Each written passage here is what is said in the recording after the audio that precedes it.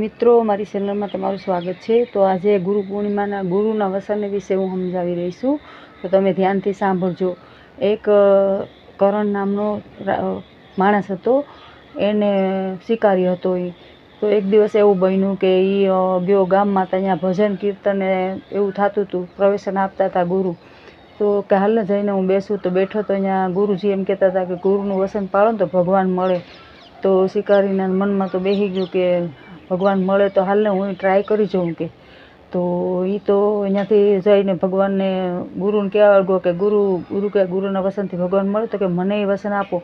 તો કે તું કયા કયા વસન લઈશ? તો કે હું 3 વસન લઈશ, કે એક અંબાડીએ નહીં બેસું, સોનાની થાળીમાં ખાઈને, શિકારી હતો ને એટલે વિચારે ને બહુ કે આવું તો કરું તો એ મારે હાલ છે એમ, એટલે કે સોનાની અંબાડીએ બેસીશ નહીં, સોનાની થાળીમાં ખાઈ નહીં, ને પૂછડું ખાઈ નહીં, કે પૂછડું ખાઈ નહીં એમ, એવું રીતે 3 વસન ગુરુને યારે બંધાણું। ગુરુએ તો એક વસનનું કીધું હતું। પછી ઘરે આવ્યો તો એની ઘરવાળીએ પૂછ્યું કે તમે ઓલામાં કયું વસન? કે હું તો રાતે નિંદ્રા આવીને સવારે ઉઠીને કે હું તો 3 વસન લઈને આવ્યો છું કે ગુરુ પાસેથી। અહીં સત્સંગ થતો હતો બાજુમાં, એ કે પ્રવચન ગુરુજી આપતા હતા, ગુરુ પૂર્ણિમા આવે તો ગુરુ વિશે સમજાવતા હતા એમ કે। તો કે ગુરુની વસન પાળીએ ને તો ભગવાન મળે।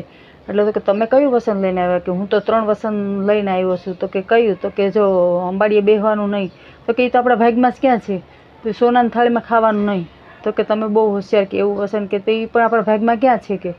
ને 3જું વસન અઘરું છે થોડું, કે પૂછડું ખાવાનું નહીં। તો હવે કરવું હોય કે, તો એવું વિચારીને તો અહીંયાથી હાલ્યો ને પછી ગયો પાછો શિકાર કરવા બીજે દિવસે। તો એક ઝાડ હતું, ઝાડની નીચે બેઠો બેઠો વિચાર કરતો હતો કે કરવું હું, ગુરુના વસન ઓલો તોડે તો ખોટું તો બોલાય નહીં, શિકાર કરવા જાય તો ખોટું તો બોલવું પડે। તો એ ઝાડ ઉપર હંસલી બેઠા હતા। અહીંયા વિચાર્યું, આ વિચારતો હતો તો એને વિચારી જાણી ગયા કે આ ઓલો શિકાર કરવા જાય છે, તો આને હારે રસ્તે ગુરુનું વસન પાળવાનો વિચાર કરે છે, તો આને હારે રસ્તે લઈ જવો જોઈએ કે। એટલે હંસલી કહે છે કે એના ઓલું એક આપે છે એનું, એ કે આ પીવડાવી દે ને તો એ વેદ ઓલા હારા થઈ જાય એમ કે, એવું એને કંઈ આપ્યું। તો એ ખંભે ઝોલી નાખીને લઈને અહીંયાથી હાલ્યા કે હવે કે મારે શિકાર કરવા તો જવું, ખોટું તો નહીં બોલાય। તે એક રાજા બાજુમાં રહે છે, બહુ પૈસાવાળા ને બહુ ઓલા શ્રીમંત રાજા હતો।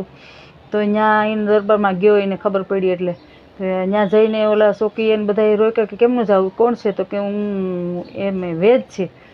તો કે ઓલામાં ક્યાં ભીખા ઓલા જેવો છે ને ખોટું બોલે કે હું વેદ છે કે। તો રાજા બીમાર હતો એટલે ઓલા લોકોને એમ થયું કે આ વેદ છે તો હાલના રાજાને સારું થાય તો આપણે લઈ જઈએ એને ઘેર। તો અહીંયા તો વેદ કીધું એટલે ખોટું તો બોલાય નહીં, એટલે છે ઓલામાં એટલે ગયો તો જોલીમાં જે ઓલું આપ્યું હતું ને હંસલી, એ રાજા તો બહુ જ પીડાતા હતા, એને સારું જ નહોતું થતું, કંઈ રક્તપિત્તથી પીડાતા હતા।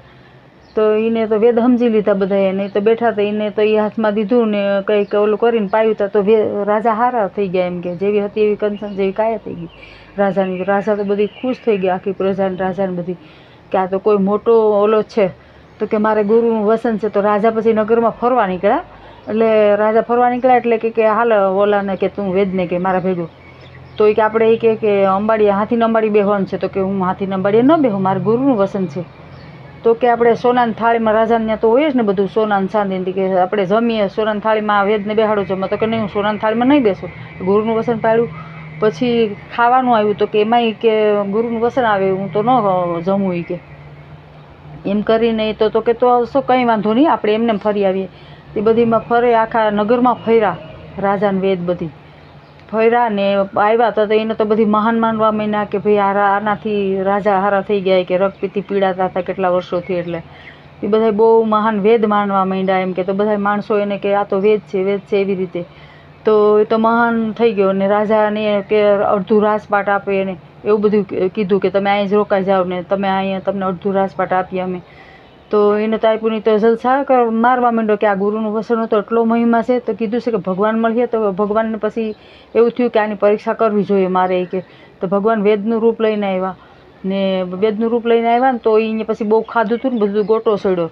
તો ગોટાને સારો કરવા માટે આ ભગવાન હતા એ વેદનું રૂપ લઈને આવ્યા, એટલે એને એમ કે ગોટો ઉતારવા માટે ભગવાને આમ હાથ ફેર્યો હતા તો સારું થઈ ગયું। તો પછી એને કે ભગવાન મળ્યા એમ કે, પછી જોયું તો ભગવાનમાં રૂપમાં ભગવાન મળ્યા કે, તો કે તે શું કર્યું એવું તે? તો કે મારી કે મેં ગુરુનું વસન પાળ્યું એટલે મને ભગવાન મળ્યા. તો જો ગુરુનો મહિમા કેટલો છે કે ગુરુનું વસન તમે પાળો તો ભગવાન મળે. ગુરુ ગોવિંદ બે એક છે. તો ગુરુ છે ને એ ગોવિંદ સુધી લઈ જાય છે આપણે. તો જો એક શિકારીમાંથી એક સારો માણસ બની ગયો અને એટલે જ કહે છે કે ગુરુ છે ને એ ગોવિંદ સુધી પહોંચાડે છે. ગુરુ ગોવિંદ દોનો ખડે કિસકે લાગુ પાય. જો મારો વિડીયો ગમે તો ગુરુ પૂર્ણિમાને દિવસે વિષય છે તો તમે લાઈક કરજો, શેર કરજો અને નવા હોય તો મારો વિડીયોમાં બન્યા રહેજો, જોજો ને આ વિડીયો બીજાને શેર કરજો. રાધે.